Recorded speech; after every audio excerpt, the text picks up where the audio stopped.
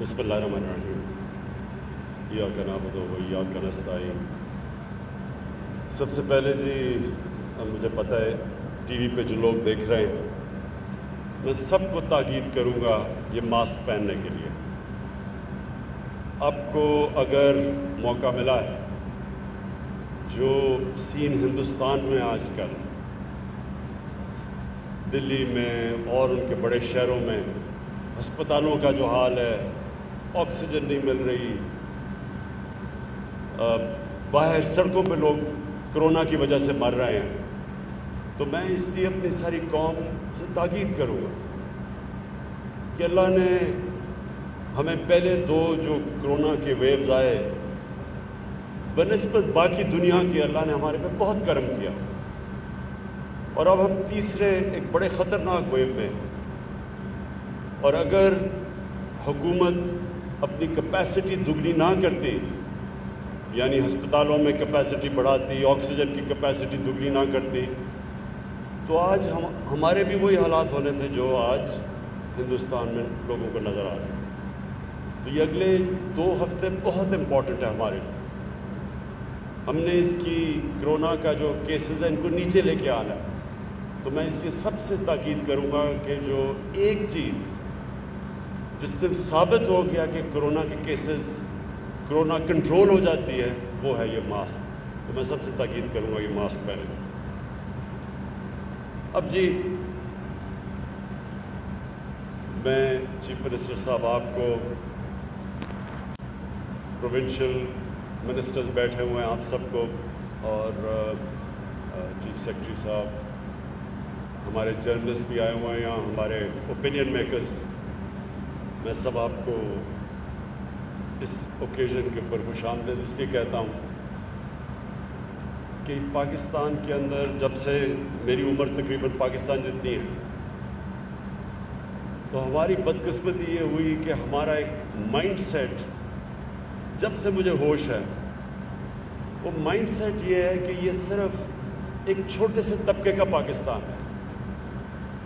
اس کو انگلش میں ایک ٹرم استعمال کرتے ہیں، ایلیٹ کیپچر۔ ایک ایلیٹ نے ملک کو ہر طرح اپنے قابو میں، قبضے میں لیا ہوا ہے۔ تعلیم کا نظام انگلش میڈیم، اچھی نوکریاں انگلش میڈیم، کوئی یہ نہیں سوچتا کہ اردو میڈیم کو کیسا تعلیم مل رہی ہے۔ دینی مدرسوں میں جدھر 25 لاکھ بچے پڑھتے ہیں، ان کو کیسی تعلیم مل رہی ہے، کبھی کسی نے نہیں سوچا۔ کیونکہ میرے اگر بچے انگلش میڈیم میں پڑھ رہے ہیں اور ان کو اچھی نوکریاں مل رہی ہیں، مجھے کیا فرق پڑتا ہے کہ باقی ملک میں کیا ہو۔ یہ ایٹیٹیوڈ تھی۔ جیلوں میں صرف غریب لوگ نظر آتے ہیں، اور اس کی وجہ ہے کہ ہم نے دیکھ لیا کہ ہمارا انصاف کا نظام طاقتور ڈاکو کو نہیں پکڑ سکتا، اور جو جیلوں میں جاتے ہیں وہ صرف غریب لوگ جاتے ہیں جن کے پاس پیسہ نہیں ہے بڑے بڑے مہنگے وکیل کرنے کے لیے۔ اور پھر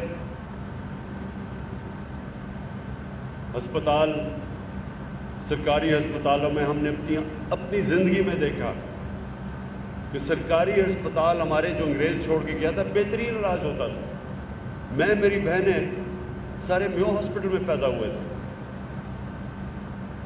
لیکن آہستہ آہستہ امیروں کے لیے پرائیویٹ ہاسپٹلز بن گئے، صرف غریب گورنمنٹ ہاسپٹلز میں جاتے تھے، اور جو سپر رچ تھے وہ باہر اپنا علاج کرواتے تھے۔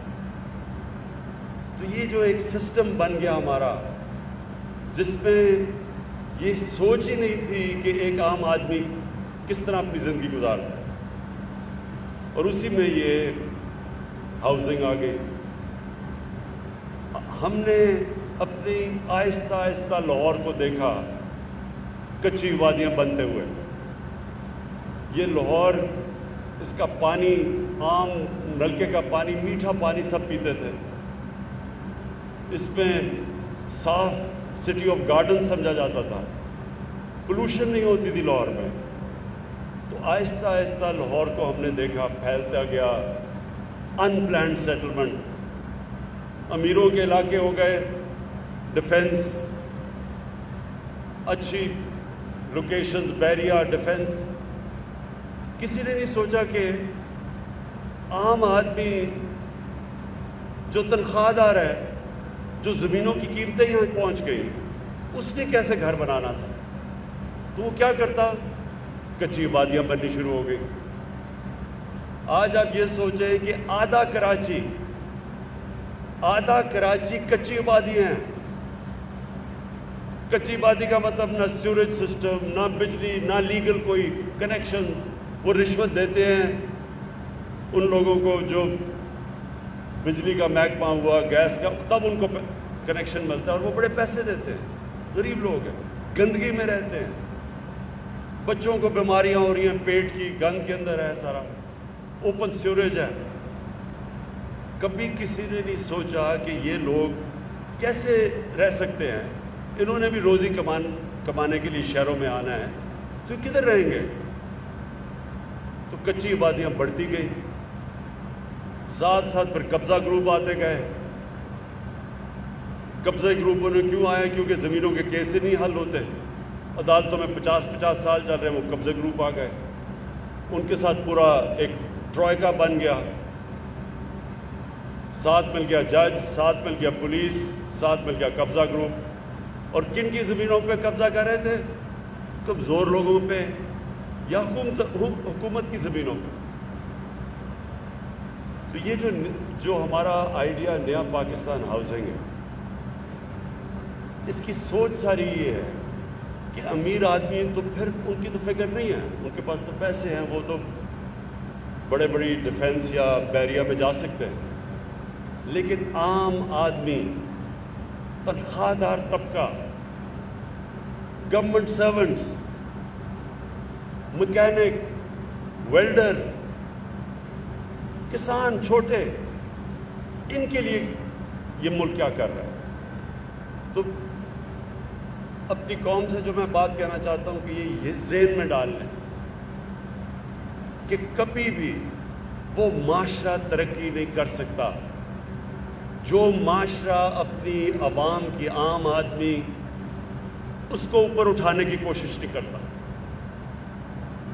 کوئی دنیا میں معاشرہ جس میں ایک چھوٹا سا امیروں کا امیروں کا جزیرہ ہو اور نیچے سمندر ہو غریبوں کا، آج تک وہ معاشرہ اوپر نہیں گیا۔ جو میں بار بار مدینہ کی ریاست کی بات کرتا ہوں کیونکہ ہم ایک اسلام کے نام پہ ملک بنا تھا، ہماری آبجیکٹو ریزولوشن میں تھا کہ پاکستان کا آبجیکٹو ہے اسلامی فلاحی ریاست۔ وہ کس کے اوپر بیس ہوئی تھی؟ وہ مدینہ کے اوپر ہوئی تھی۔ مدینہ میں کیا ہوا تھا؟ سرکار مدینہ نے 2 کام کیے تھے، یہ یاد رکھیں، کبھی مدینہ میں آتے ساتھ ہی دودھ کی نہریں نہیں بہی تھی، لیکن انہوں نے 2 چیزیں کر دی تھی۔ سب سے پہلے انہوں نے قانون کی بالادستی قائم کی تھی کہ صرف غریب لوگ ہی نہیں جیل میں جائیں گے، طاقتور کو قانون کے نیچے لے کے آئے تھے۔ جو آج ہم پاکستان میں شور مچا ہوا ہے، سب اکٹھے ہوئے ہیں، 30 سال سے جو حکومت کر رہے ہیں، جو حکومت میں آنے سے پہلے کیا تھے اور آج اربوں خربوں پتی بن چکے ہیں، وہ احتساب دینے کے لیے تیار نہیں ہیں کہ وہ سمجھتے ہیں ہم قانون کے اوپر ہیں۔ وہ اپنے آپ کو عام لوگوں کی طرح، یہ قانون تو عام لوگوں کے لیے ہوتا ہے، طاقتور کے لیے قانون نہیں ہے پاکستان میں۔ اس لیے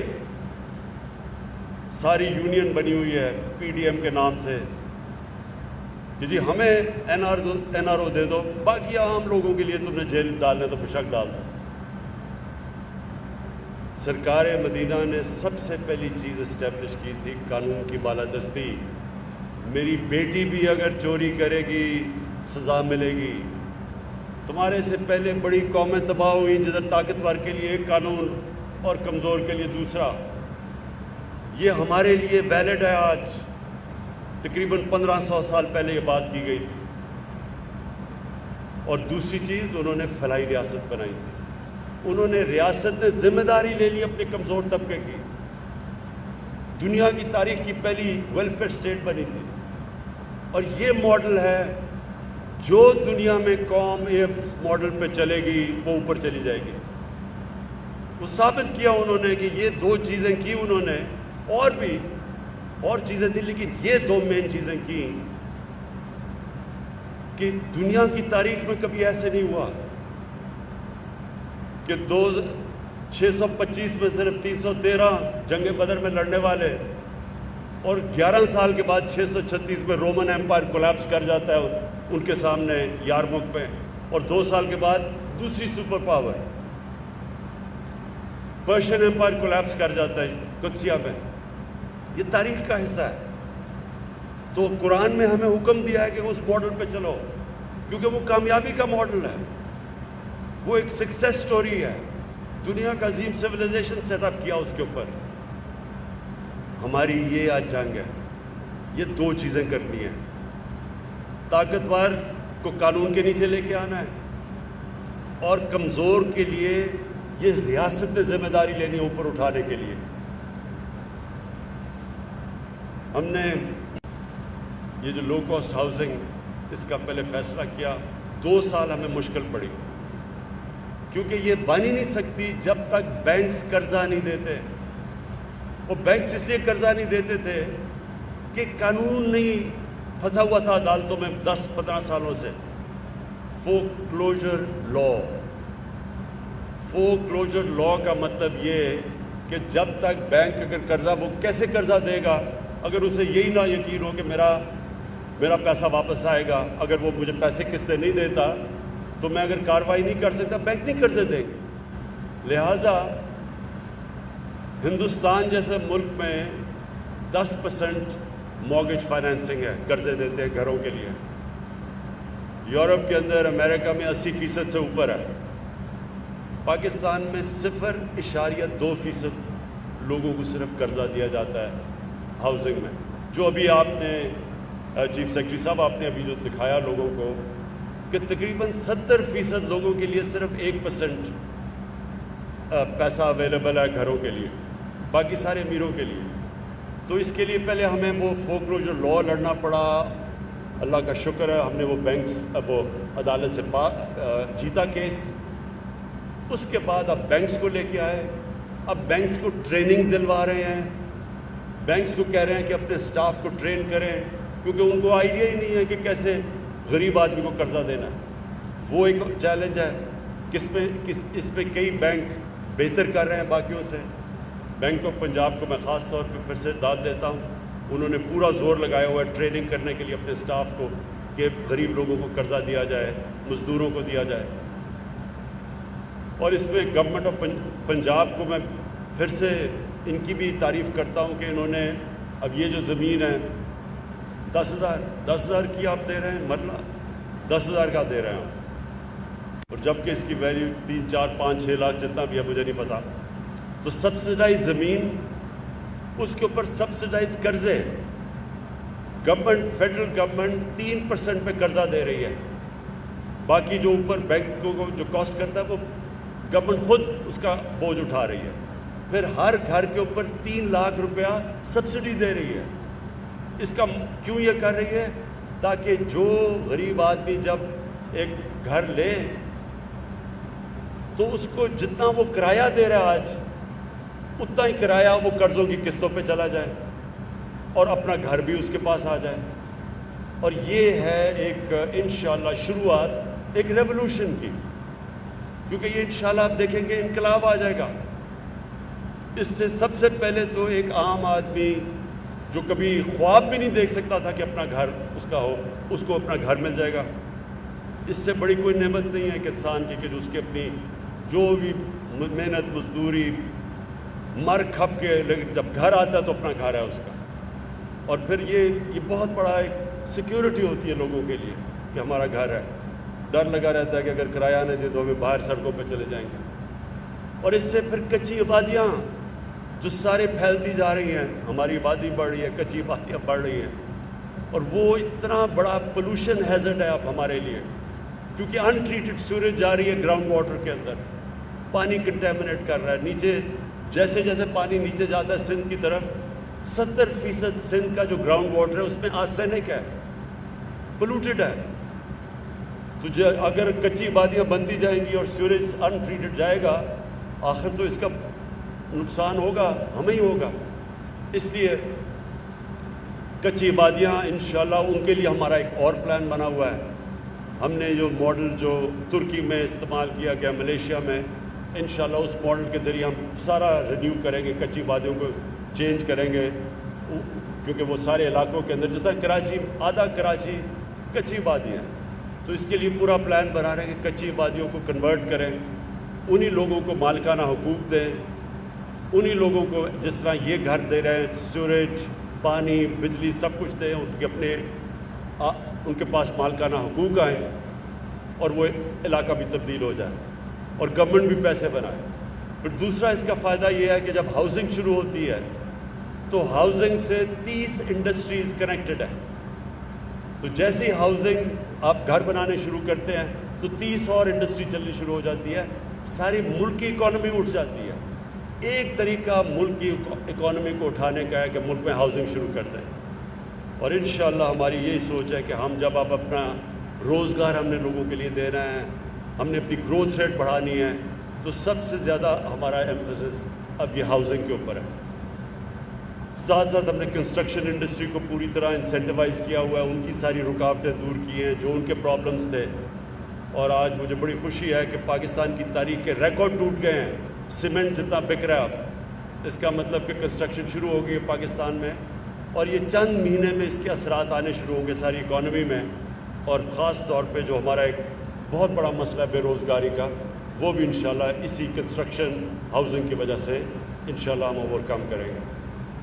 میں ایف ڈبلیو اے کو اور ان کو اس لیے میں آج مبارک دیتا ہوں کیونکہ انہوں نے بڑی تیزی سے کام شروع کیا، ہمیں ریکارڈ ٹائم پہ وہ ہمیں یہ لو کاسٹ ہاؤسنگ بنا کے دے رہے ہیں، تو ان کو بھی میں آج خراج تحسین پیش کرتا ہوں کیونکہ وہ بھی اس کا حصہ ہے۔ نیا پاکستان ہاؤسنگ میں جنرل حیدر آپ لیڈ کر رہے ہیں، اور آپ سارا یہ کوآرڈینیشن سے یہ ساری لو کاسٹ ہاؤسنگ ہو رہی ہے، آپ کو بھی، اور آج جو 9 اوکیزن کے اوپر ہمارے بیٹھے ہوئے ہیں جدھر ساری جگہ اوپننگ ہو رہی ہے، ادھر ہر جگہ کے اوپر یہی پیری اربن ہاؤسنگ کا آج لانچ ہے، تو وہ بھی مجھے بڑی خوشی ہے کہ اس میں ہم بڑے بڑے وہ علاقے کور کر رہے ہیں جدھر کبھی کوئی کانسیپٹ ہی نہیں ہے کہ عام لوگوں کے لیے گھر بنائے جائیں۔ آخر میں پھر اپنی قوم سے ایک بات کہنا چاہتا ہوں کہ اللہ نے ہمارے ملک میں ہر قسم کی نعمت بخشی، ہم نے اللہ کی نعمتوں سے فائدہ نہیں اٹھایا۔ میں وہ پاکستانی ہوں جس نے سارا پاکستان دیکھا،